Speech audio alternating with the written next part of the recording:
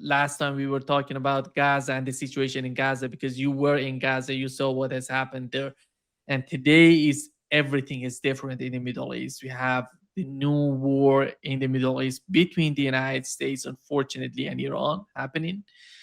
And on the other hand, Israel finally gets its final objective, its main objective, which was the war against Iran, as they call it, the head of octopus. They wanted to destroy Iran as the head of octopus. Octopus means the axis of resistance. And how do you see this situation with the war and the way that the Trump administration is dealing with the case of the war against Iran? Well, as we approach the dawn of the 62nd day since February 28th, the administration has handled this conflict disastrously. I made comment as early as the first day of the opening shots of tomahawks fired into Tehran and Manab, that from the onset, the United States had already lost this conflict at a strategic level. And that should always be the driving objective in a conflict. You can have every win at the tactical level. Without operational lines of effort to achieve a strategic end state that should be tied to national policy, you've lost. That's the experience of Iraq. It's the experience of Afghanistan. It's the experience of Syria. It was the experience of Vietnam. And this administration has handled this conflict catastrophically and disastrously. You mean a strategy, and you see some sort of a strategic defeat for the United States. What was the main objective? Looking at what has happened so far, we know that it's, from what we've heard from the Secretary of State Marco Rubio, he said that on camera that Israel was to attack Iran. They wanted to attack Iran, so we attacked Iran in order to avoid Iranian attack on American bases in case of Israeli attack on Iran. You know, it's somehow amazing that the United States got involved in this war, you know, at the request of Benjamin Netanyahu and Israelis. But what were the objective, if you were to mention the objectives of the United States and comparing to what the Benjamin Netanyahu and Israelis had in their mind? What was that, the objectives? Well, I am not surprised nor shocked by the hubris of this administration and the stumbling into this conflict. I am deeply disappointed and embarrassed as a nation, as a former Army officer. But I can honestly say that I'm not shocked. When I look at how this conflict came to be, this is what will be written in the annals of history: that the United States initiated a large-scale operation, a large-scale kinetic operation against Iran, where diplomacy did have inroads. We still had diplomatic, economic, information options. The military, the use of force, a war should always be the last resort, and we were far from that. That the United States embarked on a disastrous, catastrophic war that will forever reshape Western Asia, will forever reshape the United States' position in the world. And we did so at the behest of a preemptive strike to a notional preemptive strike of what may have happened from what an ally perhaps may have responded to this potential but unconfirmed notional strike, to an existential threat of which Iran did not possess the weapons of which this existential threat emanated. That's what will be written in the history books. Is that confusing? It sure is. And when you look at the how you tie a strategy to that, this administration, day by day, hour by hour, is simply flying by the seat of their pants, out of the pocket ideas and strategies. Currently, we are now embroiled in a distant blockade, to which the president has now said will be extended. Blockades are incredibly expensive to conduct, and this blockade is not achieving any effect or any objective end state that is beneficial to the security of the United States or for the security or balance of the world. Quite frankly, we, the United States, is acting as the terrorists. When you look at the war, and you know, we had 39 days of war in which it seems that the United States had, or somehow the Israeli government convinced the United States that they're going to have some sort of coup in Iran. They're going to have some sort Mhm. of regime change in Iran. As as the United States is attacking, you see the difficulties, the sanctions, the riots in Iran all together coming, and the attack on the part of the United States and Israel would bring down the government and the so-called regime change. How did you find it? Because Iranians say that Iranian government says that since the war started on February 28th, and on March 10th, the government in the United States start talking, sending messages to the Iranian government. Let's talk. Let's find some sort of solution. What has happened during those days? What is your understanding of the way that the United States has started and the war somehow continued for 39 days? Well, I'll tell you, it is no mystery as to why, because Donald Trump told us explicitly that he had a feeling, and Jared Kushner told him that he had a feeling. So we were led into a war by the feelings of a commander in chief who has never served in the military, nor has ever handled or had to struggle with any geopolitical crisis to this nature. Advised by his son-in-law, who also has no experience, who is not a diplomat, who is not a foreign service officer, who is not a negotiator. He's a real estate mogul. Did Iran possess an existential threat to the United States? No. Did Iran possess a weaponized nuclear capability to where they were 2 weeks away from having the nuclear bomb? No. Were the seeds of revolution or a coup ripe in Iran, and it was the perfect time to launch a military operation for Iranians to rise up and decapitate their government and have a revolution? No. Every aspect of the justification or the thoughts of success in going into this conflict were either tacitly untrue or blatant lies. And when you look at how this war has then proceeded, especially in the first 39 days, we declared victory. We declared the obliteration of their military. We declared success. The United States declared that we don't need the Strait of Hormuz, and it's not important to us. Europe, if you want it, you go do something about it. And yet here we are, still there.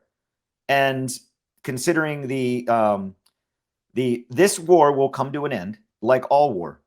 There is not a war in history that has ended. And yes, I understand the Korean War, which has never ended, which came to a stalemate in an armistice, never a treaty. Every war ends with a political end state, a treaty.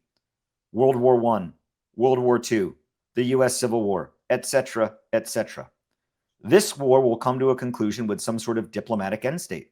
And at end state, we will find that the United States has lost hundreds of lives, trillions in resources. We have exposed our vulnerabilities to actual peer threats such as Russia and China and North Korea. And in doing so, at best, this administration can only hope that they can bring Iran to the negotiating table to perhaps bring us back to what we once had with the JPOA before this administration shredded it up and said it was a disaster and would only lead to Iran having a nuclear weapon, which is not true. And to be honest, I don't think Donald Trump, nor Pete Hegseth, nor the current chairman of the Joint Chiefs of Staff, Dan Kane, who I've worked with personally, have ever read the JPOA or understand the aspects of it. Because if they had, they'd realize that much of what they're saying, of what they want from Iran, we already had. Yeah. Actually, today they were asked, I'm talking about Pete Hegseth, he was asked if he studied, the outcome, the consequences that they're going to face, or they're going to confront in the Strait of Hormuz, because the Strait of Hormuz right now is one of the most, challenging problems in the area, because then since the war started, Iran has captured the Strait of Hormuz. It's right now is under the total control of Iranian government. They're controlling everything. And do you think they were so hesitant? General Kane was hesitant to answer the question. He was asked if he told the administration, the Donald Trump himself or the administration, that that would be a consequence if you attack Iran. The Strait of Hormuz would be under Iranian control. And what is your understanding? Do you think they're still studying these things, or they're just feeling it's these wars are starting, or they go to these wars by feeling of the president or someone in the administration, or the pressure they're receiving from Israelis, or some sort of combination between Donald Trump and Benjamin Netanyahu? That's the only things that matters. What is your understanding of that? Well, in 2002, and then later in 2014, the United States Department of Defense conducted a $250 million war game called Project Millennium Challenge. And that was led by a United States Marine combat veteran 3-star general. And in doing so, he was tasked with being Iran, fighting the United States in a war. And what was found from that is that the United States would militarily lose, that the pursuit of a conflict with Iran would be futile and would lead to defeat, and that we should pursue at every avenue diplomacy and negotiation. What we also found in that study, of which I was personally involved in 2014, when I was a student at the Command and General Staff College, is that 3 factors would lead to the American defeat: an overestimation in our capability, an underestimation in Iran's resolve, and an underestimation of the asymmetric warfare capability that Iran can bear. Not its conventional navy, not its conventional air force, but its asymmetric capability under a mosaic command structure, which essentially is an unconventional warfare structure, which the United States does not bode well against. And in looking at that, those are the exact fallacies that the United States stumbled into in the start of this war.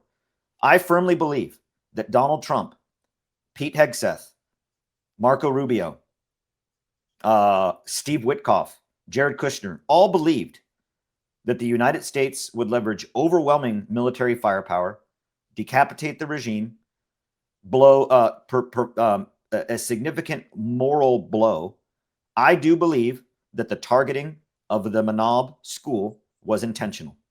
I do believe that the United States was well aware of the target, what it was, what the impact would have, and in doing so intended to strike that target knowing that it was a school, not an auxiliary military base, not an IRGC secret base, a school. And we did it knowingly. Whether that was at the behest of Israel over our own accord, we still did it. And I believe that the administration thought that that would bring Iran to its knees, bring Iran to the negotiating table, begging for some type of settlement, and that this war would be over in less than a week's time. I sincerely think that this administration genuinely thought that. However, I also believe that the chairman of the Joint Chiefs of Staff, Dan Kane, did not provide significant input or advice to the military problem set, but simply went along with the political end state, the political rhetoric. And I believe that his red line is he'll go along with anything this administration wants to do up to the certain point of the use of a tactical nuke. That's his red line. But everything else below that, he feels is moral, ethical, and justified, which it is not. And Dan Kane is not a warfighter. Pete Hegseth is not a warfighter. Any warfighter worth their salt would have advised this president not to pursue this course of action. Where we are now, the United States is in a dilemma. We have the choice of a worst choice or the choice of a worst choice. There is no solution and there is no success. And the United States better figure out a way to bring negotiation and a settlement, or we will continue to lose drastically. We've already lost trillions. We've already lost service members' lives, over 400 service members wounded. And we haven't even put a boot on the ground in Iran. So if this war continues with this blockade and this limited excursion, as Donald Trump calls it, we will find ourselves embroiled in a larger war that will find us there for decades. And anybody that says that that's outlandish, I would say, look at Iraq, look at Afghanistan, look at Syria. People don't understand now that Syria, we've been in Syria now for 11 years. 11 years we've now been in Syria. Over 20 years we've still been in Iraq. We're still operating under the same authorization of the use of military force that George Bush signed in 2002 to take us into the invasion of Iraq. We are still there operating under that authority. Afghanistan, over 2 decades. The Philippines, going on 50 years of presence trying to disassemble the Moro Islamic Liberation Front.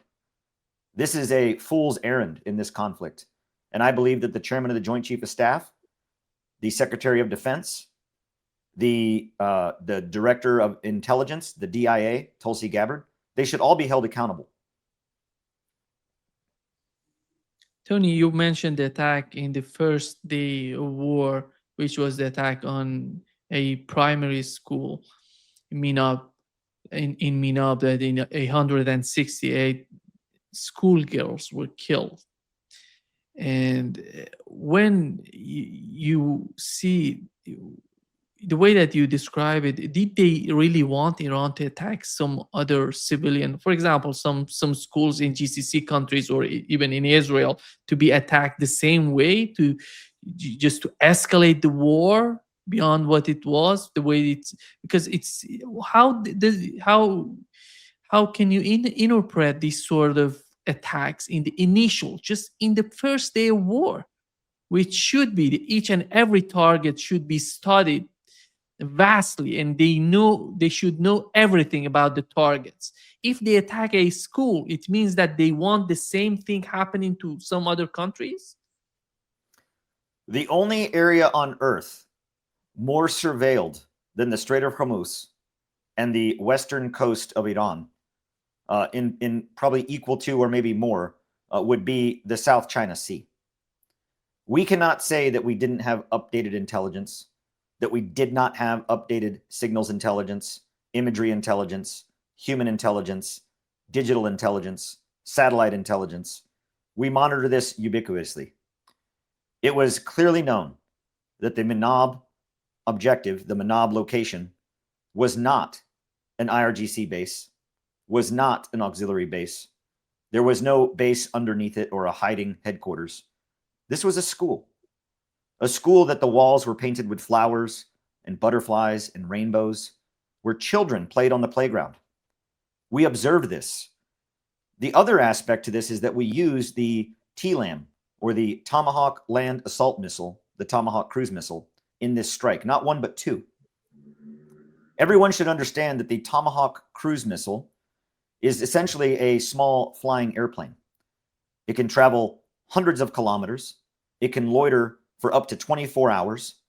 It is fully armed and it has full vision capability, meaning it's equipped with a full motion color camera that watches the objective. We knew exactly what we were hitting, not once but twice. We knew what the intelligence said. We knew what we saw.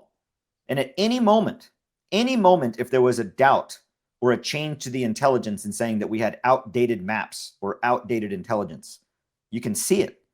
As a Tomahawk cruise missile speeds towards the objective, you see it in full motion video before it explodes. That missile could have been called off at any time, and we didn't. It was intentional. And I believe the intention behind that was to either a crippling blow to the senior leaders of the IRGC, because many of their children did attend school there. It was meant as a moral blow to bring Iranians to their knees in begging for it to stop. But also, to your point, also as an opportunity that perhaps it would provoke Iran into some type of visceral reaction corresponding to what we did, bombing a school or a neighborhood or something of the like in response. And Iran did not retaliate as such. The Trump administration and Israel greatly overestimated their assessment of Iran and greatly underestimated Iran's resolve and Iran's willingness to fight a moral war while also protecting their interests. And anybody that says that Iran attacking the US bases in the GCC countries was a war crime or immoral, that is factually not true. Military bases in the region within the area of operations that have the ability to affect the war, to fire missiles, defend against missiles, deploy resources, are legitimate military targets. And that is a fact. I think since the war started, we've seen the Iranian. How did you find the Iranian strategy? They started, as you mentioned, there was an attack on these schools, some facilities in Iran, decapitation of the leadership in Iran, commanders. These are huge psychological pressure on the Iranian society, on the Iranian military, army, IRGC. But the way that they responded, they started attacking American bases in GCC countries. They destroyed literally all these radars in these bases. Then they started attacking radars in Israel.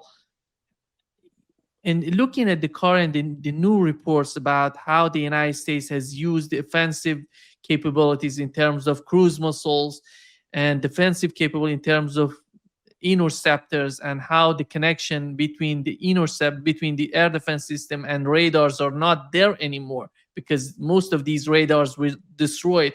How, looking at the battleground, how do you find it if the United States decides to attack Iran again?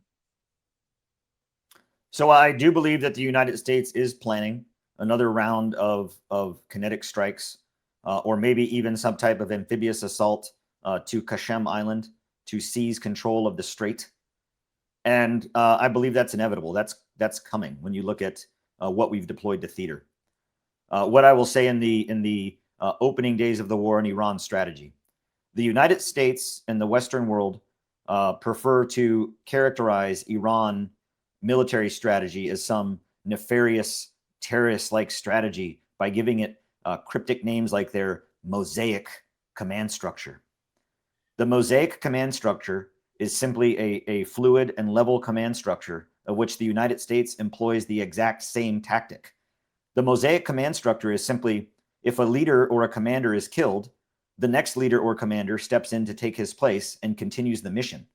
If you look at how the United States military is organized with carrier battle groups, carrier strike groups, various commanders in various positions, the Army with corps, brigades, or divisions, brigades, companies, battalions, and platoons. We have the same type of structure of leadership and organization. It is not a terrorist cell network. It is the smart way to command forces in the field. Iran simply did that in an asymmetric way. In the opening days of the conflict, Iran looked at centers of gravity. Centers of gravity and center of gravity analysis provides a clear picture of what you should strike first, and what you should strike when you have limited resources. The United States went in on it with just an all-out shoot everything approach, and it's costing us the trillions of dollars we have spent. We are nearly out of JASSM extended range missiles. We are nearly out of Tomahawk missiles. We are out of THAAD batteries and nearly out of Patriot missile systems. We are nearly out of SM-3s and SM-6s. We don't have much left in the inventory other than ground war or tactical nukes. We don't have much left that can cause much damage. So when you look at Iran's approach, they decided, okay, we have limited capability. We're not going to use our most exquisite ballistic missiles first, because we do know that Israel possesses a very robust Iron Dome system, and that the United States has deployed vast resources to also defend the air. That's what a THAAD is, a theater high altitude air defense system, usually linked in with Patriots to shoot missiles out of the sky.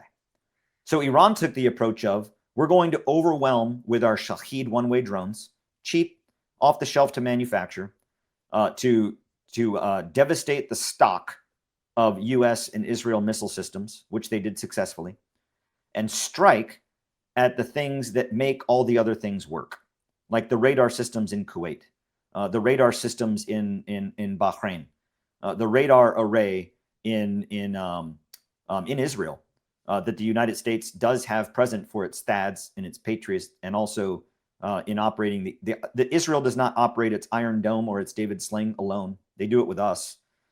So Iran chose to focus on the things that would take out the things that communicate to the other things.